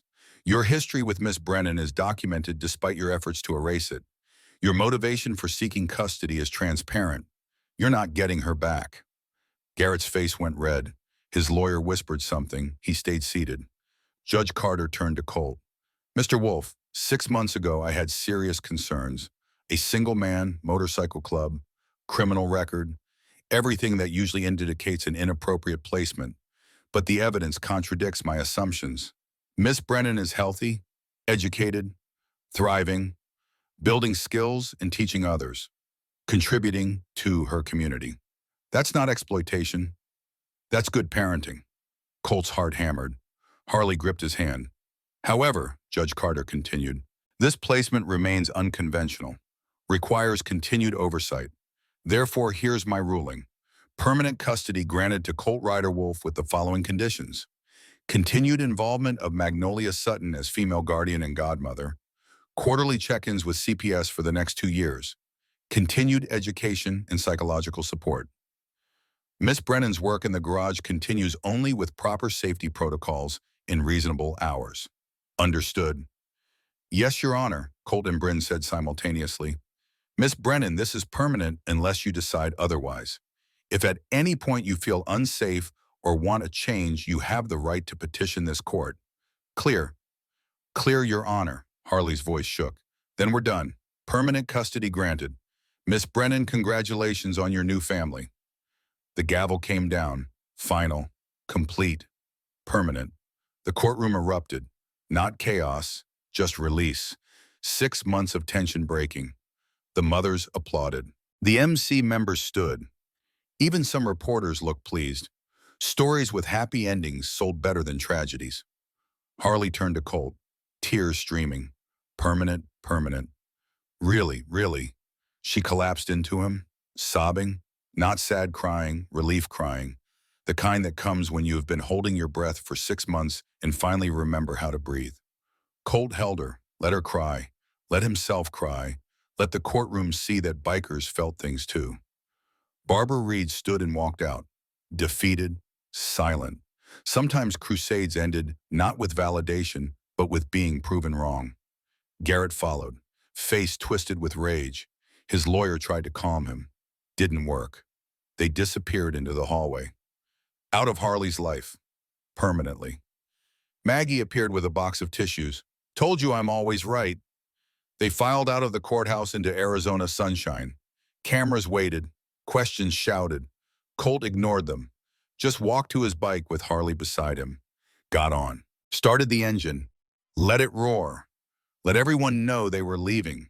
Together. Family. Permanent. They rode back to the clubhouse. The whole MC followed. A convoy of celebration. Engines echoing off buildings, announcing victory, announcing that sometimes the system got it right, sometimes different won. Sometimes families that didn't match templates were exactly what children needed. The party lasted into the night. Food, drinks, music. Celebration of something that should have been simple but required fighting to achieve. Harley moved through the crowd accepting congratulations, looking slightly overwhelmed, looking happy, looking like someone who'd finally stopped running. 3 months passed. Harley's garage expanded officially. Business license, proper insurance, became a legitimate operation. The girls who came to learn became regular students.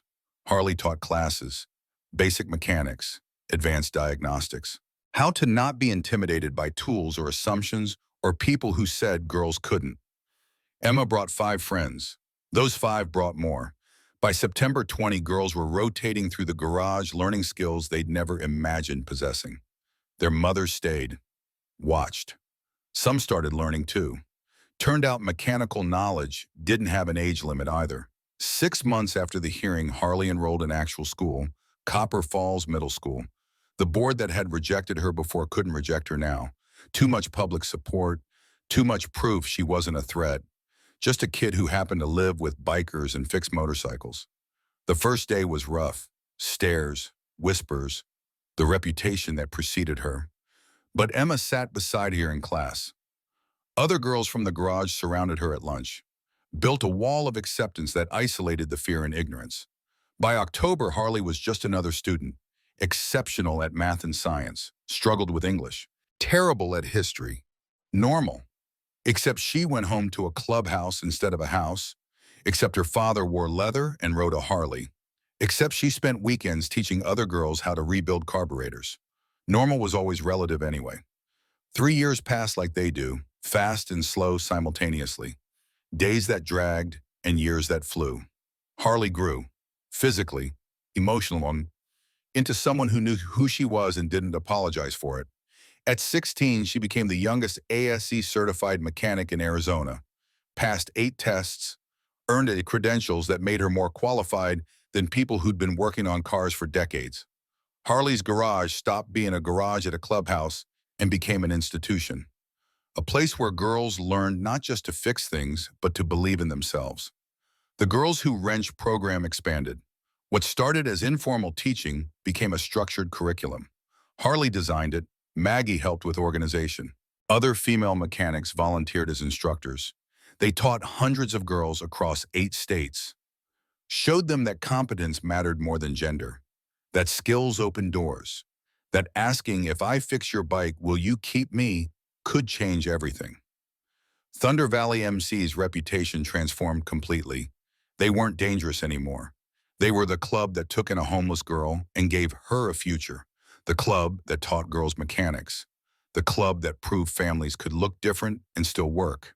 Tour groups sometimes rode past the clubhouse, pointed it out, told the story, made legends from truth. Barbara Reed never apologized, just quietly left politics, moved to Nevada. Disappeared from the narrative she tried to control. Some people couldn't admit when they were wrong. That was okay. The truth didn't need their validation. Garrett Sloan ended up in prison. Fraud, welfare abuse, multiple counts of child endangerment from other foster placements. Turns out Harley hadn't been his only victim, just his most vocal. The system investigated, found patterns, shut down his ability to hurt more children. Justice came late, but it came. Harley's 16th birthday brought unexpected recognition. TEDx invited her to speak, title, "The Wrench That Saved Me, How Fixing Engines Fixed My Life." She almost said no. Public speaking terrified her, but Colt reminded her that being scared didn't excuse silence, that her story might help other kids survive their own storms. She spoke to 500 people in Phoenix, told her story, the depot, the bikers, the fight for permanence, the discovery that families were built by choice, that asking for help wasn't weakness, that being useful meant being valued, but being valued should never require being useful. The speech went viral.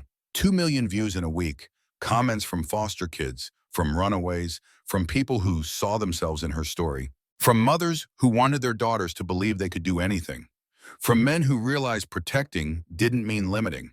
Publishing offers came. Harley co-wrote a memoir with Colt, called it The Wrench in the Road: How a Broken Bike Led to an Unbroken Family. Proceeds funded expansion of Girls Who Wrench, funded scholarships for foster kids pursuing mechanical trades, funded change. The Copper Falls Depot was renovated, converted into Harley's Place, a shelter for homeless youth, run by Mary Ann Porter, who'd kept her promise to Jessica, who'd watch from a distance until she could watch up close. 20 beds, full kitchen, counseling service, job training, a place where runaway kids could find safety without conditions, where asking, "Will you keep me?" got answered with "as long as you need." 3 years after permanent custody, Harley stood in the garage working on a custom build, a '69 Mustang, complete restoration. The kind of project that took months and precision and the willingness to make every detail perfect. She was under the hood when she heard the knock. Not on the bay door, on the office door, the one people used when they weren't bringing vehicles, when they were bringing questions or problems or themselves. Harley wiped her hands on a rag, walked to the door, opened it. A kid stood there, maybe 12, hard to tell gender beneath baggy clothes and dirt, dark hair, hollow eyes. The look of someone who had been surviving too long without living. "Can I help you?" Harley asked.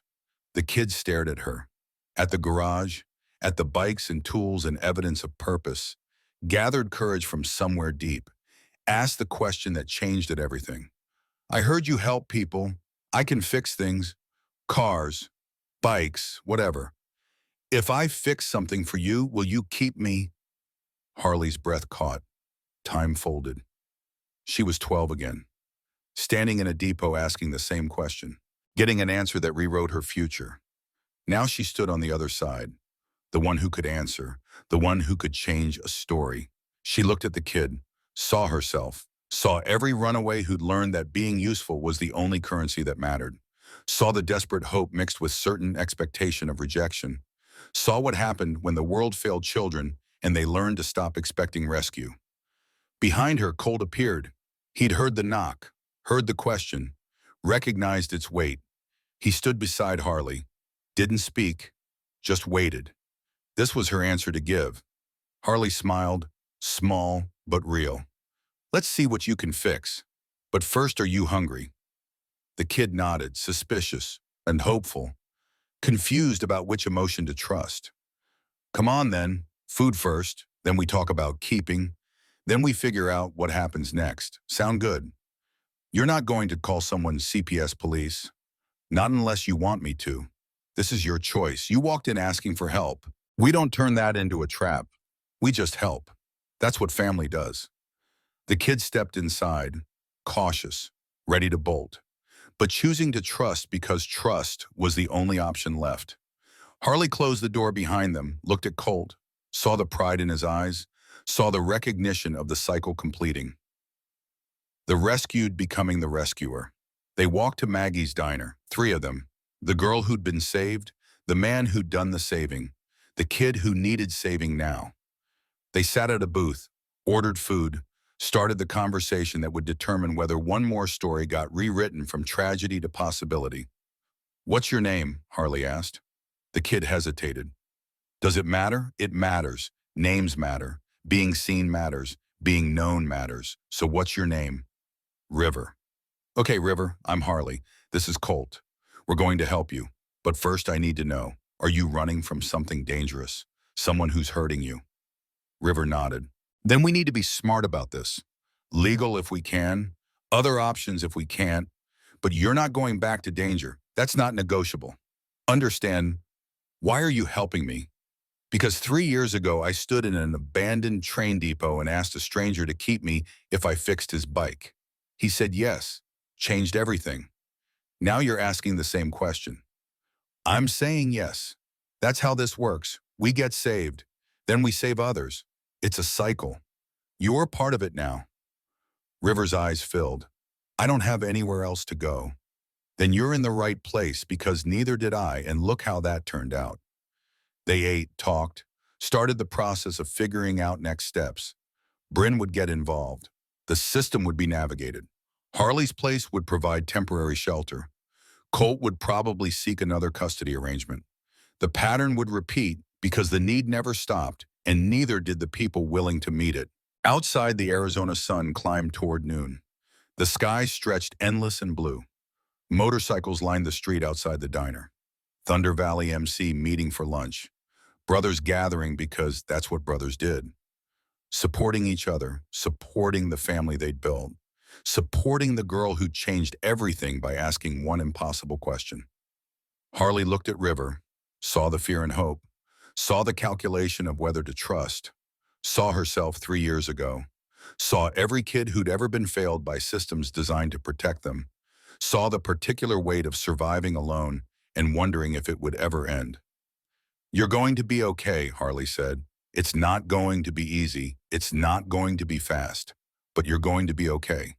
Because you found people who care more about what you can become than what you've survived. And that changes everything. Promise. I promise I'm going to try. That's all anyone can guarantee. But I'll try until I can't try anymore. That good enough, River nodded, not believing, not yet, but willing to hope. And hope was always the first step toward healing.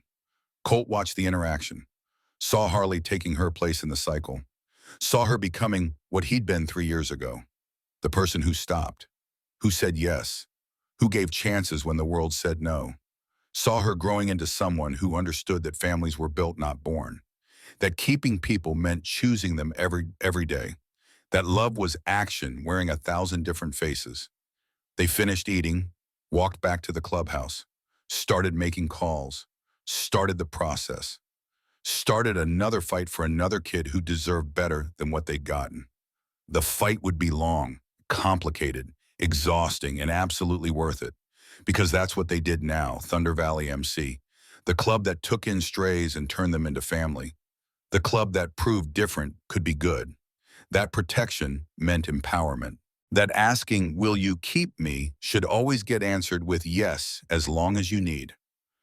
That night, Harley stood in the garage alone, looking at tools, at machines, at the space where she'd built something from nothing, where she'd learned that being useful gave value, but being valued shouldn't require being useful, where she'd discovered that fixing things meant more than mechanical repair. Sometimes it meant fixing beliefs, fixing families, fixing the future one runaway kid at a time. Colt found her there, stood beside her in comfortable silence. 20 years of friendship, 3 years of fatherhood, both relationships built on the same foundation, choosing each other, staying when it got hard, proving that commitment mattered more than biology. You did good today, Colt said, just paying it forward. It's more than that. You're building something, legacy, impact, future. We're building it. This doesn't work without you, without Maggie, without everyone who chose to help instead of judge. Still, you're the one who makes it real, the one who shows other kids what's possible. Harley touched the wrench pendant she still wore. 3 years and she'd never taken it off. You know what I think about sometimes? What?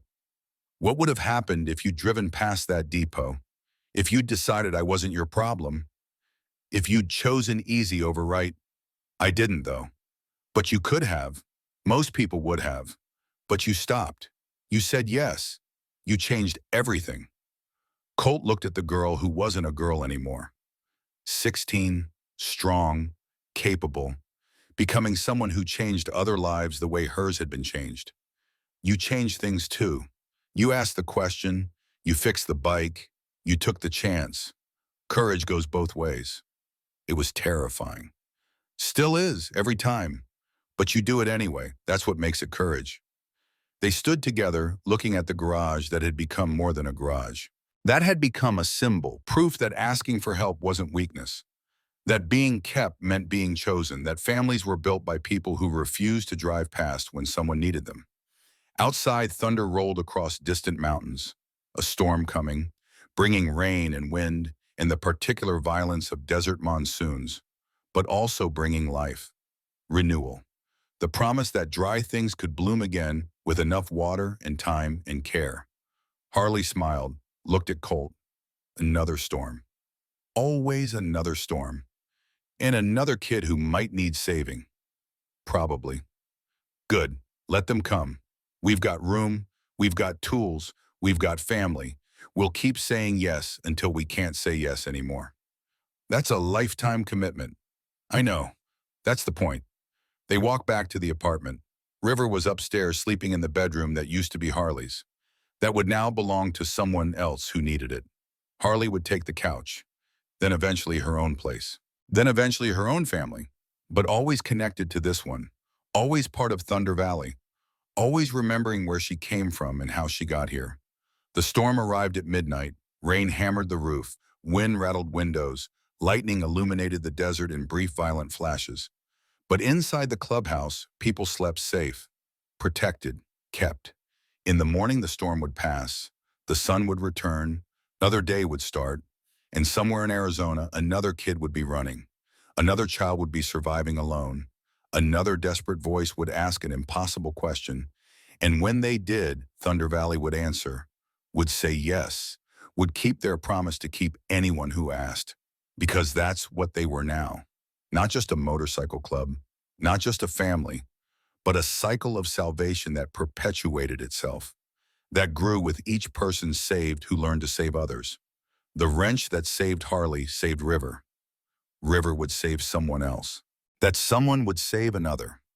On and on, a chain of redemption built by people who understood that being kept meant keeping others, that receiving mercy meant giving mercy, that the question, will you keep me, should always be answered with yes. Because sometimes fixing a broken bike means fixing a broken life. Sometimes stopping when everyone else drives past means changing the world. Sometimes families are built by strangers who become brothers and sisters and parents and children through choice and commitment, and the stubborn refusal to let anyone disappear into darkness alone. Sometimes the smallest question carries the biggest answer. Sometimes a 12-year-old girl with a wrench saves more than engines. Sometimes saying yes to one person creates ripples that reach millions. And sometimes when the storm comes and the machines break and hope seems impossible, an angel appears wearing leather and riding thunder. And everything changes, permanently. The story ends where it began, with a question, with a storm, with a motorcycle and a chance, and a choice that rewrites futures. But really the story never ends. It just repeats, different faces, same question, same answer. If I fix your bike, will you keep me? Yes, always, forever. Family. And the wrench keeps turning, and the road keeps rolling, and broken things keep getting fixed, and lost people keep getting found. Because that's what love looks like when it wears leather and rides motorcycles and refuses to let anyone face storms alone. That's what family means when it's built by choice instead of chance. That's what happens when someone stops long enough to say yes. Everything changes, permanently.